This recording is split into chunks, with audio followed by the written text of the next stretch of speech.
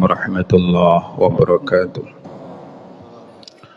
Alhamdulillahilladzi hadana li hadza wa ma kunna linahtadiya laula an hadana Allah. Asyhadu an la ilaha illallah wa asyhadu anna Muhammadan abduhu wa rasuluh la nabiyya ba'da.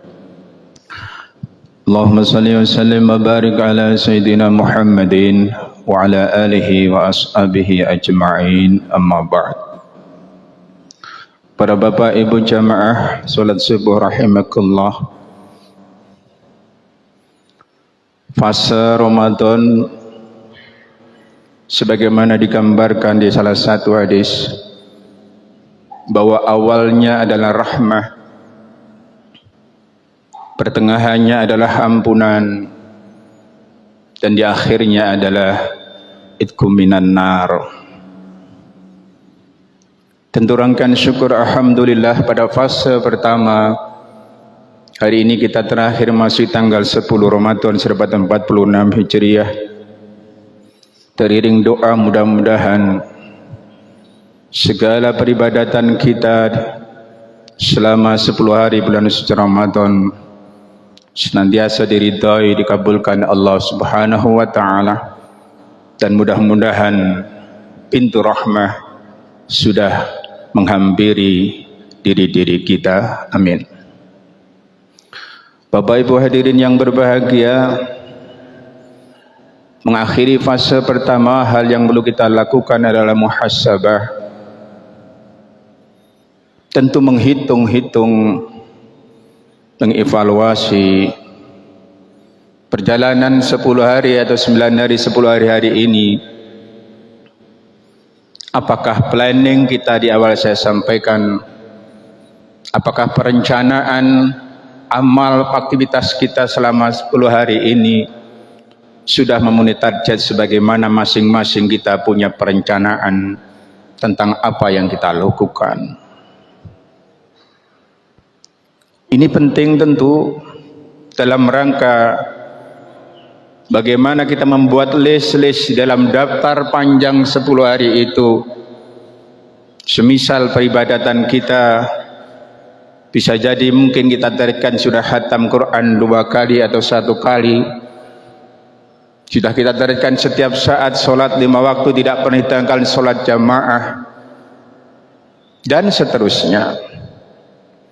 Tentu ini menjadi bagian penting yang setiap pribadi kita untuk melihat diri kita sendiri, bukan melihat pribadi yang lain.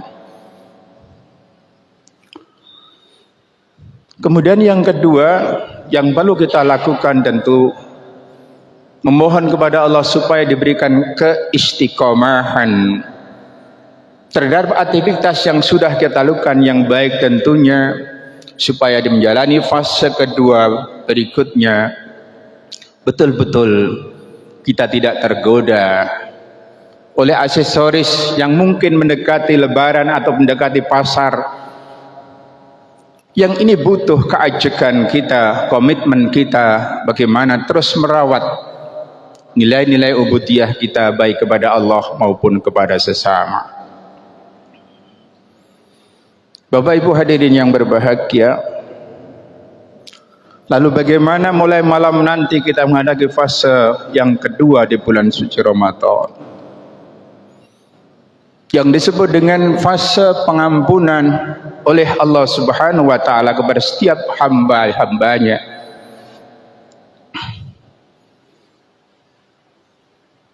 Tadi sudah sampaikan mungkin di dalam salat baik rakaat pertama kedua, betapa luas pengampunan Allah itu. Bahkan dalam salah ayat di surat Al-Imran, wasari'u ila magfiratin min rabbik, bersegeralah kepada ampunan Allah, wa jannatin arduhas samawati wal ardu uiddat lil muttaqin. Ketika ampunan itu ada, kemudian Allah menyediakan surga yang luasnya antara langit dan bumi, yang disediakan kepada hamba-hamba yang bertakwa karena telah mengalami pertaubatan itu. Saudara, Kita tidak bisa menjustis siapapun di antara kita yang merasa dirinya lebih baik dari orang lain, sementara memandang orang yang mungkin di kegelapan malam pada kehidupannya tidak ada pintu tobat untuknya. Sejarah mencatat kita bagaimana Umar ibn Khattab radhiyallahu anhu.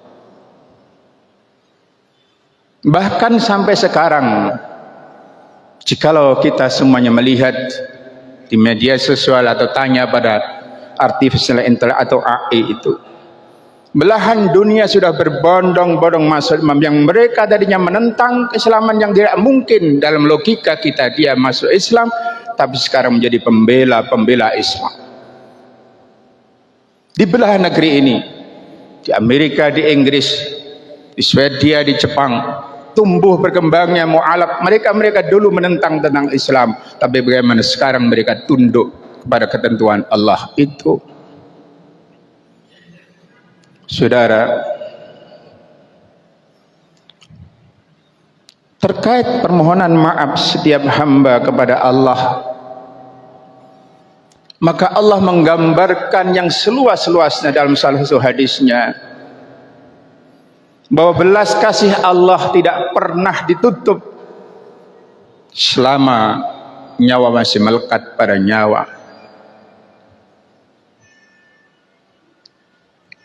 Kata Allah lewat hadis Nabi besar Muhammad sallallahu alaihi wasallam, bahwa sesungguhnya Allah membentangkan tangan rahmatnya di malam hari, menunggu siapa hamba-hambanya yang dia siang harinya keluar melakukan dosa. Begitu juga Allah mengulurkan tangannya di siang hari untuk menjawab, untuk menuntun mereka pada hambanya di malam hari ketika ia berbuat dosa. Saudara, jika melihat ini, Islam itu menggambarkan bahwa Allah begitu luas ampunannya,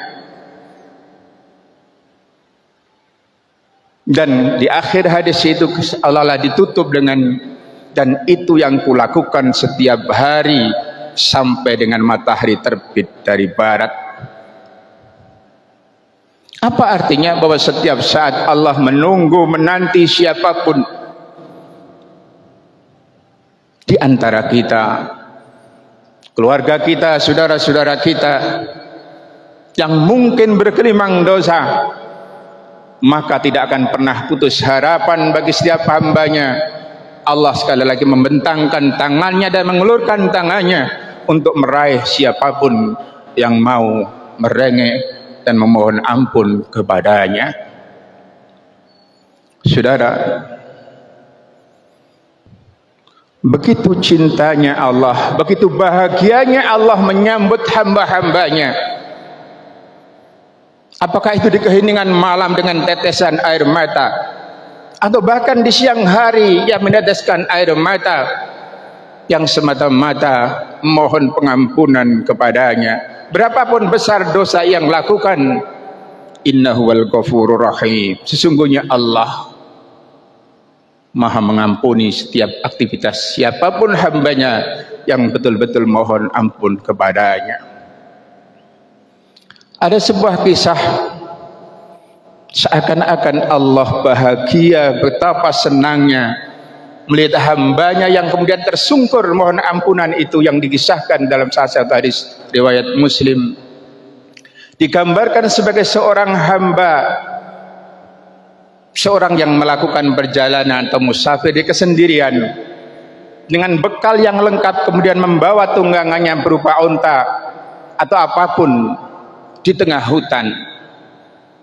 Ia sendirian atau bahkan di padang pasir. Kemudian tiba-tiba ia istirahat, dan tanpa ia sadar untanya itu hilang dan perbekalannya hilang. Maka tidak ada siapa-siapa di kegelapan hutan belantara seperti itu.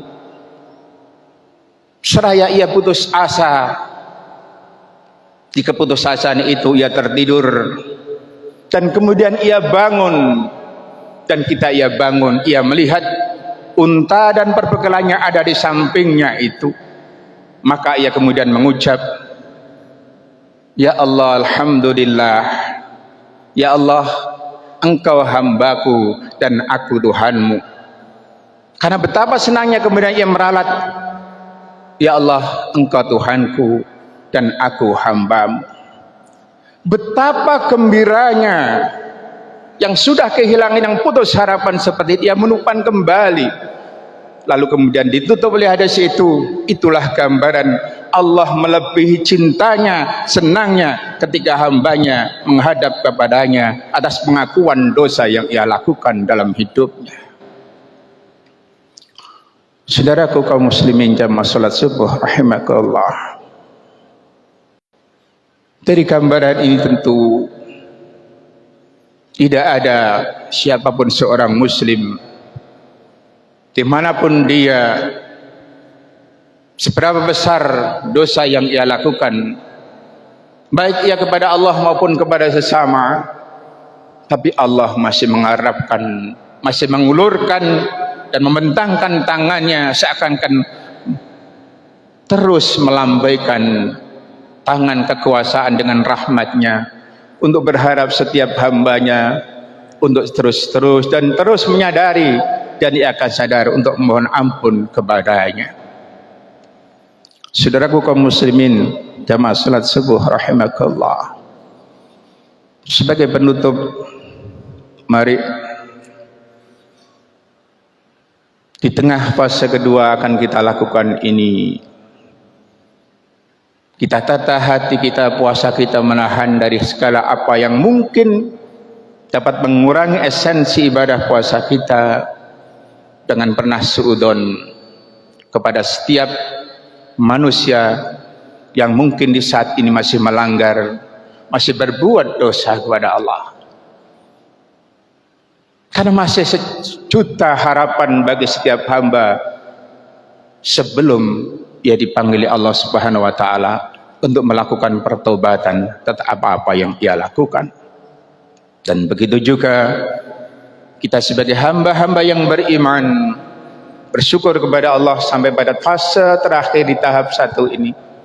Di tahap yang pertama ini, hari ke-10, kita masih diberikan kemampuan untuk tunduk, untuk mengikuti aturan-aturan Allah. Dan akhirnya mohon kepada Allah, mudah-mudahan mari melalui fase yang kedua nanti kita isi lembaran-lembaran ini dengan terus di keheningan malam untuk rukuk dan sujud kita kepada Allah, teteskan air mata untuk meminta ampunan kepada Allah. Begitu juga anak-anak kita, saudara-saudara kita, bisa jadi Allah yang membolak-balikkan hati mereka, dan mudah-mudahan kita semuanya jadikan dengan husnul khatimah. Amin Allahumma amin. Al-Fatihah. Bismillahirrahmanirrahim. Alhamdulillah rabbil alamin. Iyyaka na'budu wa iyyaka nasta'in. Ihdinas siratal